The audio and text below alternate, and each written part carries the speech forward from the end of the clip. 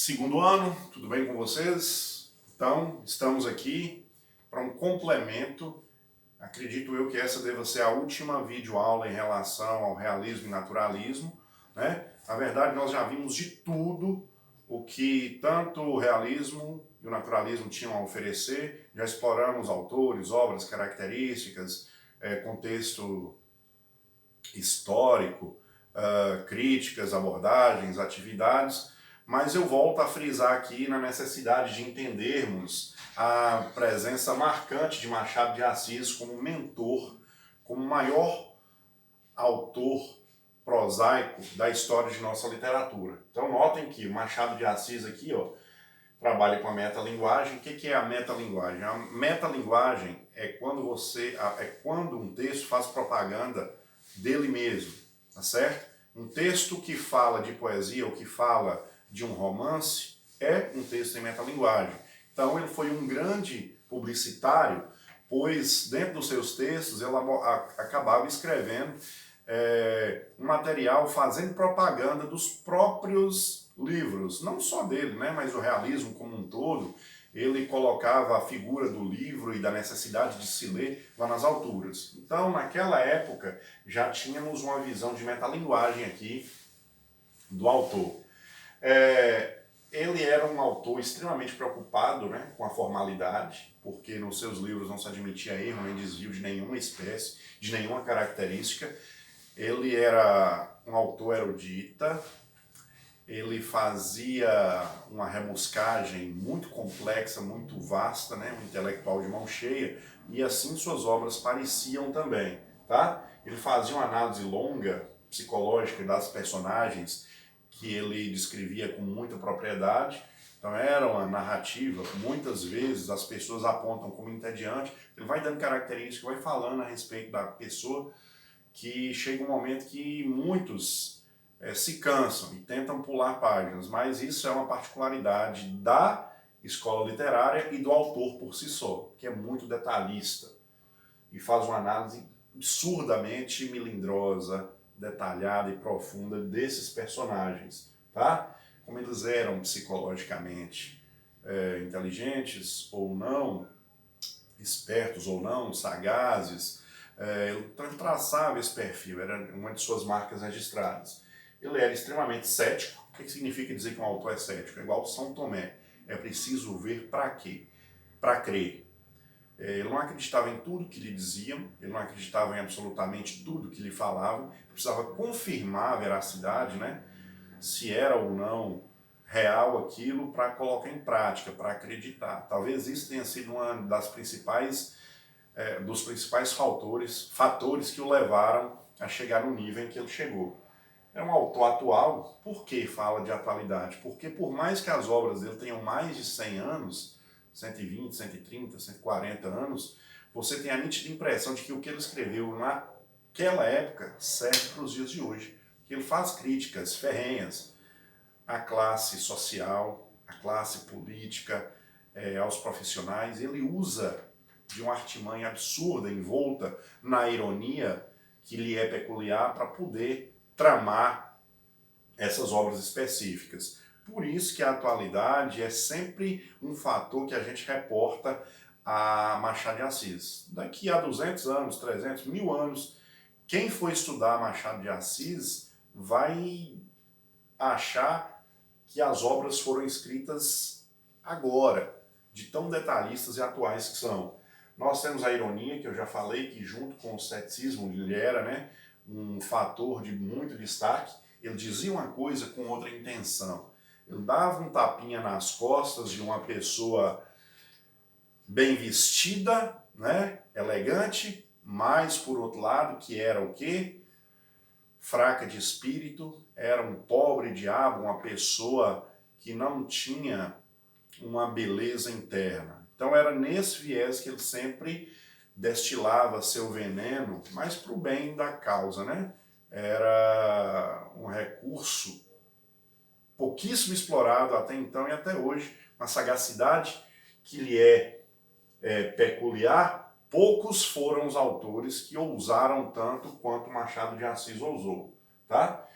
Ele também fazia uso de humor e sátira, né? Porque quando se usa de ironia, o humor tem que estar na veia. E a sátira, ele satirizava as figuras da política, da sociedade, do meio jornalístico, enfim, tudo que fosse voltado para a crítica não passava despercebido por Machado de Assis, tá certo? E o humor já era outra característica peculiar, porque apesar de serem amargos muitos temas que ele trazia, né, azedos, por dizer assim, ele procurava equilibrar sempre com a dose de humor para que as pessoas não agissem com horror, né, com aversão às palavras que ele colocava.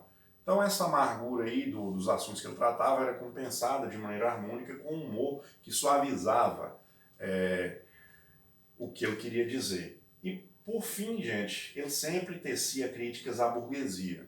A burguesia, que era a classe social que tinha um poder aquisitivo mais alto, ele tecia críticas ferrenhas, lembrando que o Rio de Janeiro era a capital federal da ocasião, né? Então, ele já tecia críticas realistas em relação às pessoas que viviam no sofrimento, na miséria, na amargura, em relação da vida luxuosa e que ostentava sempre as badaladas reuniões, empregos, cargos, que uma parte da sociedade carioca era contemplada, tá? Então falar o que de Machado de Assis, se não continuar enaltecendo e engrandecendo seus grandes feitos para a nossa literatura, que acabou por considerá-la uma das maiores do mundo, né? Grande parte disso nós devemos a Machado de Assis. Mas o realismo por si só já é o retrato de Machado de Assis, que contempla todas as suas principais características, né? E também todo o contexto histórico.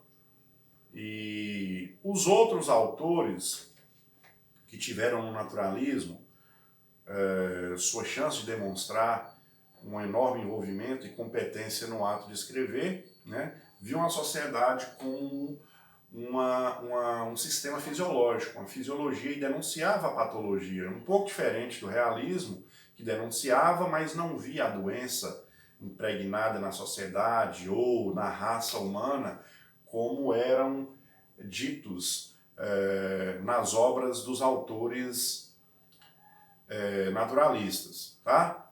A questão dos tabus, da ruptura com as tradições da sociedade na época, como falar de traição, de adultério, falar de corrupção ou mesmo de homossexualidade, que era um assunto por demais guardado às sete chaves, né? Era um assunto polêmico que mexia com o brilho da sociedade. Então esses assuntos eram tratados por esses autores para criticar a sociedade que via essa situação como uma patologia. O homossexual da época, imagina, uma sociedade de 140, 130 anos atrás, patriarcal, conservador, extremamente machista, né?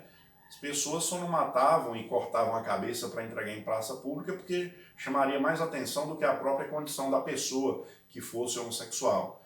Mas começou a ser tratado e trazido para o seio do debate a partir dessa visão, da necessidade de externar aquilo que a sociedade vivia, mas a hipocrisia não permitia que ela colocasse para o debate das famílias, né? Na reunião de almoço, num fim de tarde, no encontro no final de semana. Por que não? Se era um assunto como outro qualquer. Era polêmico, era problemático, mas fazia parte.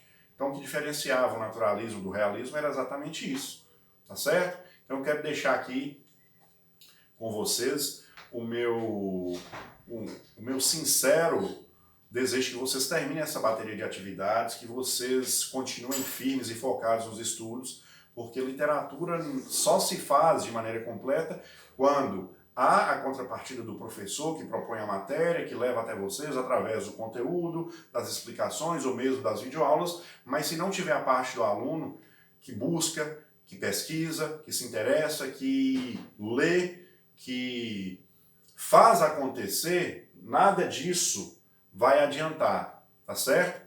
Porque as duas partes têm que fazer para elas se completarem e lá no final podermos dizer que valeu a pena esse período complicado que a gente está vivendo, né, de pandemia, e que essas videoaulas elas vão ser muito úteis, acredito eu. Tá bom, gente? Então, me despeço por aqui. Valeu pela atenção de vocês. Forte abraço e até a próxima oportunidade. E lembrem-se, completem todas as atividades. Vou dar um prazo maior ainda. Tá bom? Obrigado pela atenção. Valeu. Fui.